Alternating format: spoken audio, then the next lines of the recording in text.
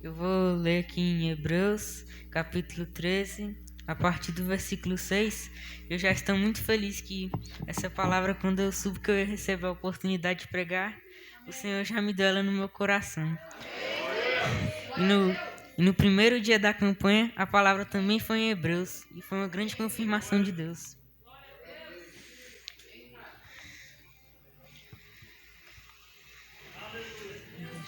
Glória a Deus. Hebreus 13. 6. Hebreus 13, 6.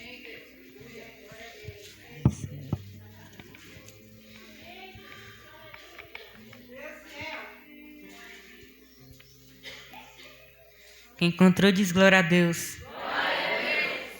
Amém. Leamos. Portanto, sejamos corajosos e afirmemos: o Senhor é quem me ajuda, e eu não tenho medo. Que mal pode alguém me fazer? Lembrem dos seus primeiros líderes espirituais que anunciaram a mensagem de Deus a vocês. Pensem como eles viveram e morreram, e imitem a fé que eles tinham. Jesus Cristo é o mesmo hoje, ontem, hoje e para sempre. Não se deixem levar por ensinamentos diferentes e estranhos que tiram vocês do caminho certo. É bom sermos espiritualmente fortes por meio da graça de Deus, e não por meio da obediência a regras sobre alimentos, pois os que obedecem a essas regras não têm sido ajudados por elas. A primeira coisa que eu percebi aqui no versículo 6 é que fala sobre coragem. Quando eu li o versículo 6, eu lembrei do Salmo 23, no versículo 4, que foi mais uma confirmação de Deus, que hoje foi lido o Salmo 23 pela irmã Isabela, e lá vai dizer: ainda que eu ande por um vale escuro, não terei medo. Desculpa, irmãos, é que eu tô... Vai. Livro de Salmos, capítulo 23. Ainda que eu ande por um vale escuro, como a morte, não terei medo de nada, pois tu, ó Senhor Deus, estás comigo. Tu me proteges e me diriges. Amém? E a gente tem que se imaginar na situação de Davi, andar por um vale escuro, com uma morte. Quando ele diz como a morte, quer dizer que a morte anda por lá, a morte gosta de andar por ali. E Davi não teme a morte. Será que nós teríamos essa coragem que Davi tinha? Será que nós teríamos? Eu imaginei a gente andando num vale, numa casinha lá no meio da roça, cheio de mato, cheio de animais ferozes, a gente tendo que vir aqui para a igreja. Será que a gente teria coragem de noite, no escuro? E ainda vamos ter que andar aqui na cidade. Tem os perigos dos animais selvagens, os perigos de ser assaltado, tantos perigos, tantas coisas. Mas ainda assim nós temos que ter a coragem. Ainda assim nós temos que ter a coragem que Davi tinha. A coragem que quem quer que tenha escrito o livro de Hebreus tinha. Como a própria palavra diz. E assim que nós vamos conseguir agradar ao Senhor. No versículo 7, lembrem dos seus primeiros líderes espirituais que anunciaram a mensagem de Deus a vocês. Pensem como eles viveram e morreram, e imitem a fé que eles tinham. Esse é um versículo que, é uma carta para os hebreus, e quando a gente lê, provavelmente quem tem escrito a carta está dizendo para os líderes que anunciaram, porque os hebreus devem ter recebido outras mensagens, não deve ter sido a única carta que eles receberam, a única mensagem que eles receberam. Mas se a gente trouxer essa palavra para a nossa vida, para o dia de hoje, da nossa vida, a gente entende que os nossos primeiros líderes espirituais que anunciaram a mensagem de Deus para a gente, quem é que foram? Não foi pastor, não foi ninguém. Não foi pregador, não foi pastor. Foi essa própria palavra que está escrita aqui no Antigo Testamento, Mateus. Ou no Novo Testamento é Mateus, é. No Antigo Testamento, Abraão, Isaac, Jacó, todos esses servos do Senhor. Moisés, que foi um homem muito usado. No Novo Testamento, Mateus, Tiago, Pedro, João, todos esses discípulos, o que eles têm em comum? Eles tinham fé. Abraão, eles colocaram Deus no Antigo Testamento e Jesus Cristo no Novo Testamento acima de tudo.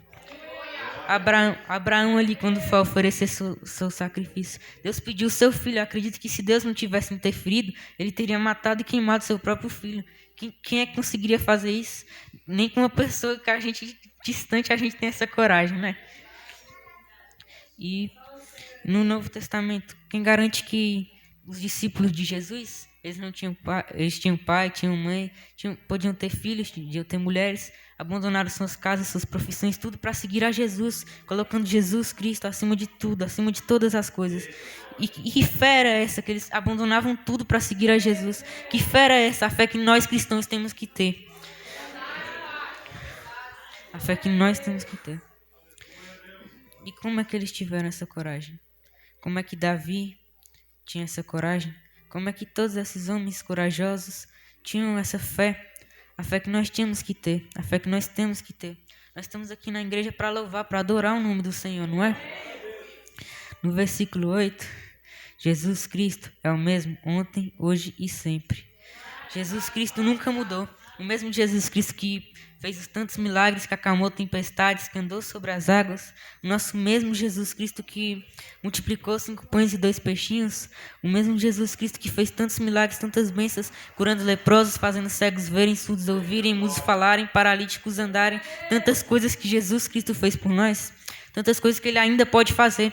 Ele ainda pode resolver. Ele ainda pode resolver a situação do seu carro, da sua casa, da sua família, do seu casamento. Talvez Jesus não esteja atendendo a sua oração. Analise a si mesmo, homem. Será que o problema não está com você? Será que você está merecendo? Será que você não vai te afastar de Jesus Cristo? Talvez Jesus Cristo te ama tanto, mais tanto, que não quer te dar isso porque sabe que te afasta dele. Ele está cuidando de você, Ele está te protegendo. Ou seja, Jesus Cristo ainda é o mesmo. O mesmo Jesus Cristo que perdoou tanta gente no passado é o mesmo que ainda pode te perdoar hoje. Tem tanta gente na igreja que está em pecado. Todos nós pecamos, mas a gente tem que pedir perdão. A gente está aqui, se tem alguém afastado, alguém que por algum motivo se desviou, até mesmo nunca conheceu a Jesus Cristo, hoje vai ser feito um apelo. Sempre é feito um apelo, sempre é dada uma oportunidade de você louvar, sempre é dada a oportunidade de você adorar, exaltar o nome do Senhor. Mas eu estava ouvindo uma pregação um dia, e vai chegar um dia que, uma visão de Mateus lá, mas vai chegar um dia que a porta vai se fechar, e não vai mais dar para você aceitar essa oportunidade. E você tem essa oportunidade todos os dias da sua vida e você diz não, você recusa, como é que é isso? E esse versículo aqui, o versículo 9, foi o que mais me chamou a atenção, porque é uma campanha de jovens, e hoje em dia os jovens muito têm se desviado. Não se deixem levar por ensinamentos diferentes e estranhos que tiram vocês do caminho certo. Tem tanta coisa nos afastando de Jesus Cristo, tem tanto caminho nos afastando de Jesus Cristo, tanta coisa. E para você saber distinguir os caminhos certos dos errados, tem tanta coisa. Você tem que ter 2 coisas, a palavra de Deus e o Espírito Santo.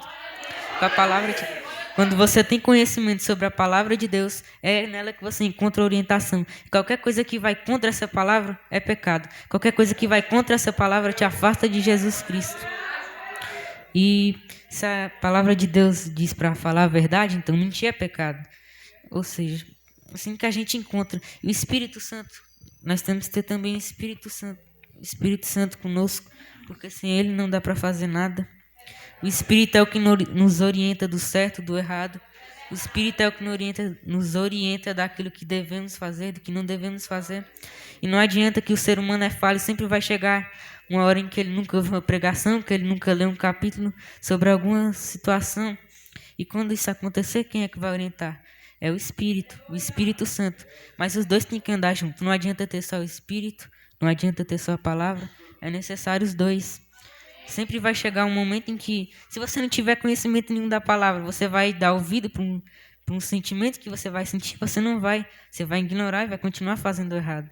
Mas quando você tem a palavra, quando você tem o Espírito junto, os dois trabalham em comunhão. Você pode evitar pecados, você pode evitar erros, pode evitar falhas. É bom sermos espiritualmente fortes por meio da graça de Deus, e não por meio da obediência a regras sobre alimentos. Pois os que obedecem essas regras não têm sido ajudados por elas. Quem quer que tenha escrito aqui, se a gente for ler no versículo 10, vai dizer: os sacerdotes que servem no templo não têm o direito de comer do sacrifício que é oferecido sobre o nosso altar. Então, a gente percebe aqui que essas regras sobre alimentos eram as do passado, eram as regras, as leis de Moisés. Se você pecava, você tinha que oferecer um sacrifício. Mas se a gente for trazer essa palavra para o dia de hoje, serve para o jejum, porque naquele tempo era um sacrifício, porque eu meditando nessa palavra, pensando, eu vi que eles ofereciam um carneiro para tirar o pecado. Mas aquele carneiro, aquele animal, eles não podiam matar e comer. Talvez uma semana desse para eles se alimentar, mas era um sacrifício. Eles queimavam aquele alimento todinho só para oferecer a Deus, porque tinha um cheiro agradável ao nosso Deus. E a mesma coisa que a gente faz hoje. A gente não fica sem comer para fazer o jejum, porque a gente está enfrentando, que a gente quer se alimentar espiritualmente. O jejum sempre foi um momento para a gente esquecer das coisas da carne. O jejum sempre foi um momento para a gente se alimentar espiritualmente. O jejum sempre foi um momento para ter comunhão com Deus. Não é necessário fazer jejum todo dia, toda semana, mas é bom aprender, porque vai chegar um dia que vai ser necessário. Vai ser necessário pedir força espiritual a Deus. Vai ser necessário pedir alguma coisa. Vai ser necessário falar com Deus. Vai chegar dias que a gente vai trabalhar tanto, que a gente vai estudar tanto, que a gente vai acabar esquecendo da leitura, vai acabar esquecendo de orar. E quando a gente faz o jejum, eu duvido se a gente passando fome não vai lembrar de Deus, né, irmãos? E é bom fazer o jejum. E com essa palavra a gente aprende, temos que fazer sim o jejum, porque vai ser necessário. Temos que aprender. Não é necessário fazer, mas não é necessário fazer jejum toda semana, mas se você ora, tudo bem, mas é bom fazer, vai ser necessário. E quando ele diz, é bom sermos espiritualmente fortes por meio da graça de Deus, e não sobre as regras de alimento, o que ele quer dizer é que Deus prefere servos que orem. Deus prefere servos que falem com ele do que servos que passam 12 horas do dia jejuando. Deus prefere servos que adorem. Jesus Cristo prefere servos com comunhão, com intimidade. E é nessa palavra que a gente entende sobre Jesus Cristo. Nesse tipo de palavra. Assim a gente vai aprender mais sobre Jesus Cristo. Eu tenho certeza que se a gente ler o capítulo todo, a gente aprende muito mais, a gente entende muito mais. Mas eu trouxe uma pequena palavra hoje. Infelizmente, eu achei que ia demorar mais, que ia ser maior, mas fazer o quê? Foi o que Deus tocou no meu coração. E eu queria fazer uma pequena oração na igreja, tanto pelos jovens, tanto pelos adultos, tanto por todos que estão aqui. Amém? Senhor, meu Deus e meu Pai, pela vida de cada um que está aqui. Obrigado por eu poder ter falado. Foi pouco, mas veio do Senhor. E isso é o que importa. Ó Senhor, aqui está a tua igreja, cada jovem, cada adolescente. Senhor, que o Senhor toque o coração de cada um. Que cada um aqui venha fazer a tua vontade. Cada um aqui venha te louvar. Que cada um aqui venha te adorar. Cada um aqui venha exaltar o teu nome, te glorificar.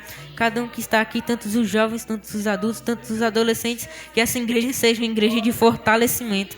Que nessa igreja ninguém venha cair, que nessa igreja ninguém venha perder a batalha, mas que nessa igreja muitos venham se reconciliar, que nessa igreja muitos venham aceitar o Senhor como o único e suficiente Salvador. Tenha piedade, tenha misericórdia, Senhor. Hoje toca no coração de cada jovem, de cada adulto, de cada criança, de cada um que está aqui, para que eles vejam o quanto o Senhor é importante. Que um dia venham vir mais pessoas pregando aqui, que um dia venham ver mais pessoas cantando hino, que um dia venhamos ver mais da tua graça, do teu poder, da tua misericórdia, Senhor. Eu te peço, toca o coração de cada um. Ensina, papai, toca, que o teu Espírito venha encher esse lugar, que o teu Espírito venha encher o coração de cada um. Eu te peço que cada jovem, que cada adulto, que cada um que está nessa igreja venha voltar para casa cheio da presença. Venha voltar para cá cheio da presença. Venha ter a tua graça, o teu poder, a tua misericórdia. Tu é quem vai levantar cada um aqui. Se existe alguém caído, se existe alguém precisando de força espiritual, se existe alguém precisando de força para te louvar, para te adorar, que hoje o Senhor venha encher o coração, que hoje o Senhor venha encher o corpo, encher até derramar, até transbordar, papai. Que todos venham te louvar, venham te adorar, o teu santo nome venham exaltar. Que nessa igreja, quem está caído venha levantar. Quem nunca conheceu a Jesus venha seguir. Aquele que está pecado, que venha reconciliar. Aquele que nunca viu ao nosso Senhor Jesus Cristo, que venha conhecer e assim receba a salvação. Que quem entrar nessa igreja, que quem se reconciliar nessa igreja, que quem aceitar Jesus Cristo nessa igreja, nunca mais venha sair. Venha estar aqui para sempre, eternamente te louvando, te adorando. É aqueles que já servem aqui, que o Senhor não deixe se desviar, que o Senhor cuide da família de cada um. Que toda a família venha começar a servir, toda a família venha começar a adorar, toda a família venha começar a louvar, porque eu sei que às vezes é só um ou dois que servem da família que está aqui Talvez tenha alguém na sua família que não serve a Jesus Cristo, que não adora Jesus Cristo ainda. Então eu peço, Senhor Jesus, pela vida da família de cada um, que o Senhor fortaleça, que o Senhor, papai, dê força a cada um para orar pela própria família, papai. Dá força à família para vir, para louvar e para adorar o teu nome. E eu gostaria de ler o último versículo aqui, ainda no livro de Hebreus, continuando no capítulo 3, versículo 25. Que a graça de Deus esteja com todos vocês. Agradeço a minha rica oportunidade.